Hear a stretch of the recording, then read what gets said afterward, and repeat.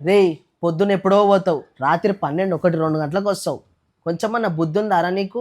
ఆ బబ్లు గాని చూడు, ఆ జాబ్ తెచ్చుకొని వాళ్ళ అమ్మయ్యకి ఆసరైతుడు. మరి నువ్వు ఇంత తింటావు పంటావు అంతే. ఏంది డాడీ నువ్వు ఎప్పుడు చూడు వానితోటి వీనితోటి పోలుస్తావు నన్ను? అసలు నాకంటూ వాల్యూ లేదా? నేనేమన్నా ఆన్ మంచి కోసమే కదా అంటా. ఆ? దమ్మిడి గల పనికి లేరు కానీ రోషాలు అయితే మస్తున్నాయి. వాళ్ళ కాలంలో జాబ్ తెచ్చుకోవాలంటే చాలా ఈజీగా ఉండే, కానీ మనకి అట్లా కాదు కదా. ఎంత ఇబ్బందిగా ఉంది జాబ్ తెచ్చుకోవాలంటే, అర్థం చేసుకోరు చెప్తుంటే. ఈ దొరేమంత ఈజీగా పెరగలేడు. వీడు పుట్టినప్పుడు నా శాలరీ ఎంత? 700 రూపాయలు.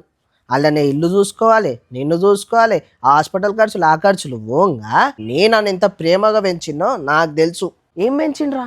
నన్ను అన్నందుకు చదివిపించిండు, ఆయన బాధ్యత తీర్చుకున్నాడు అంతే.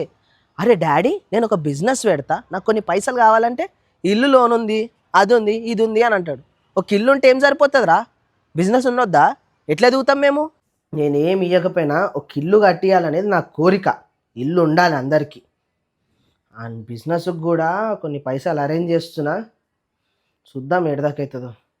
నువ్వు చెప్పు, ఆన్ లైఫ్ నా బాధ్యత కాదా? చెప్పు. ఇట్లా కాదురా, వాళ్ళు నా గురించి ఆలోచించరు. నా కాలం మీద నేను నిలబడతా. నాకు ఎవ్వరు అవసరం లేదు, నా నేను చూసుకోగలుగుతా.